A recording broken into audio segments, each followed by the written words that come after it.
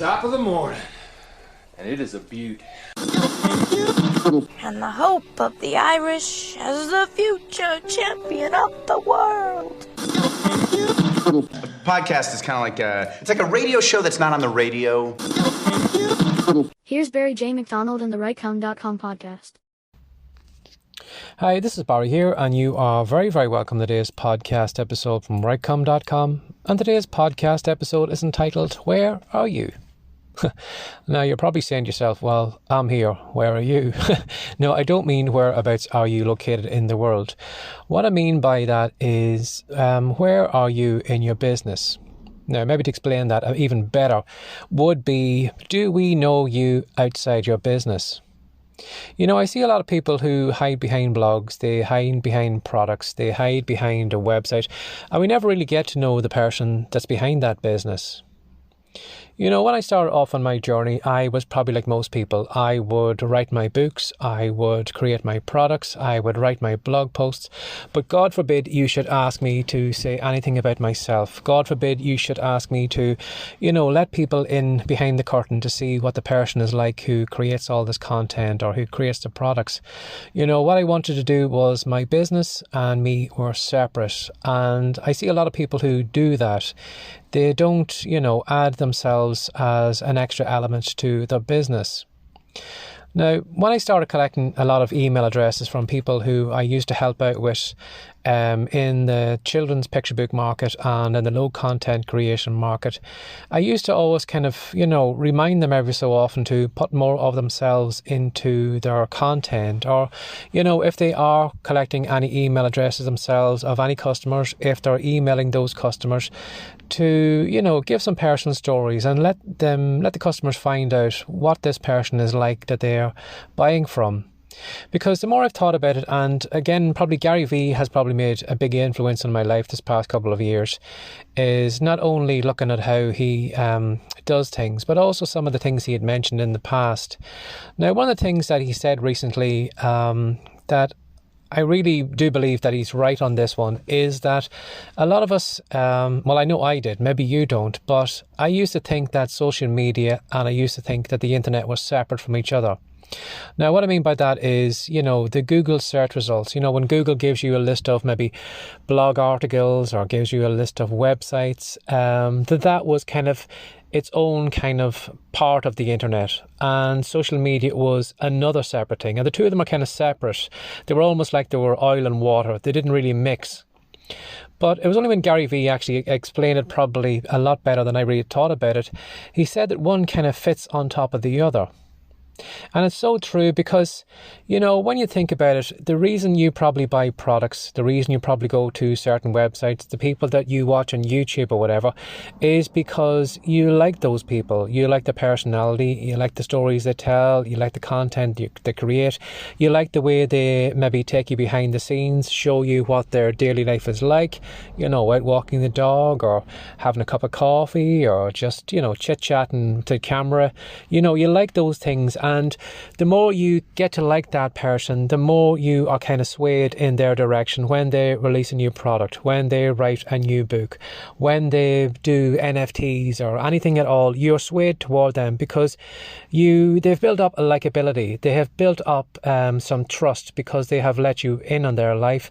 And I think a lot of people, unfortunately, that are online, that have businesses, are suffering because they're not, letting people into their lives. They think, well, my business is separate, my social media is separate over here, and the two don't gel. But as Gary said, and the more I'm thinking about it, the more I realise he's right, that this new kind of version of the internet does have social media slap bang on top of it.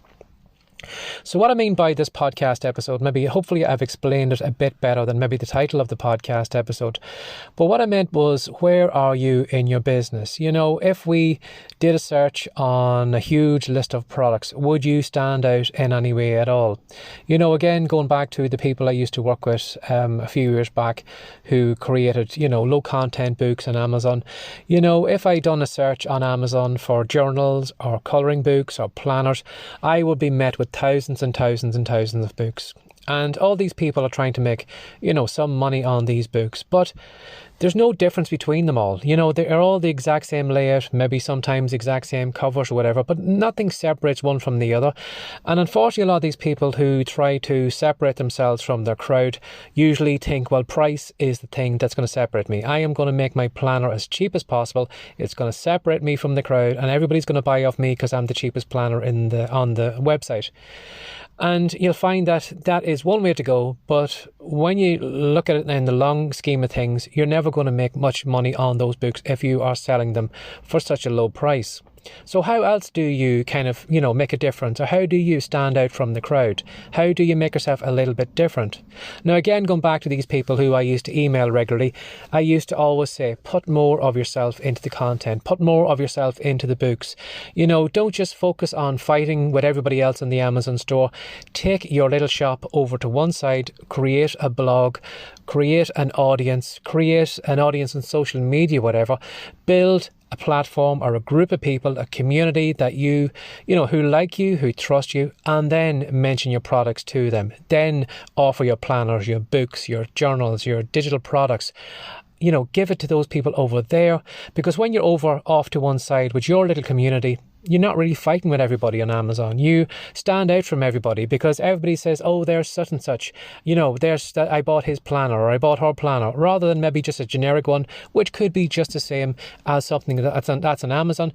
But because you know this person, because you like this person, because they have let you in behind the scenes of their life, you don't see them like all the other people. You don't see the content they create as the same as everyone else. The planners, the books, whatever, you don't see them as a kind of generic thing that everybody has. You see this as Barry's planner, or you see this as Barry's digital product, or you see it as Barry's social media account or whatever. So that's what I want you maybe to remind yourself, maybe to step away from the domain names. Now, that's something I'm going to do here on the Rightcom site. Probably in the next week or so, you will probably find that I'm going to rebrand this podcast. I'm not going to mention Rightcom as much. It's probably going to be maybe the Barry McDonald podcast, or maybe the Barry J. McDonald podcast. I'm not too sure, because I want to step out from behind the domain name. I want you to not look at me as a domain name, because God forbid I ever lost that domain name. All the content I've created with that domain name mentioned on it is all going to drive traffic. It's all going to do something else for someone else. So I've got no control over the domain name. But what I can control is I can control my name to maybe the best of my ability. I can control the content I'm putting out, putting more of my personality out there, so I stand out separate from other people who may be in the same business or the same niche that I am in. So give that some thought today. If you have been maybe a little bit scared, you're hiding behind a domain name, you're hiding behind a blog or whatever, maybe it's time to, as Gary says, because this is the kind of new updated version of the internet, social media is part and parcel of the internet right now. And I think if you're not putting more of yourself out there, you are going to seriously lose out in the long run, because you are just going to seem as generic as everyone else. You are going to be something that nobody really thinks about, where they are going to think of personality-based businesses or personality-based websites or personality-based products. Those are the things that are going to attract people. It's people are going to be attracted to people who will then buy off those people, rather than people just buying products. So give that some thought today. I'd love your thoughts if maybe you think a little bit different. As always, you can leave me a comment at the bottom of this podcast, and I'll have a look at it for you. But again, just keep an eye on the podcast. It will probably change name, and the intro stuff and all that will probably change over the next couple of days, as I'm kind of moving away from the Rightcom domain name. So give that some thought today. Again, thanks for your time today, and have a lovely day. Bye-bye. Thanks for joining us today. If you'd like more from the Rightcom.com podcast, be sure to subscribe now for more tips, tricks, and ideas you can use to make more money from your words. See you in the next episode.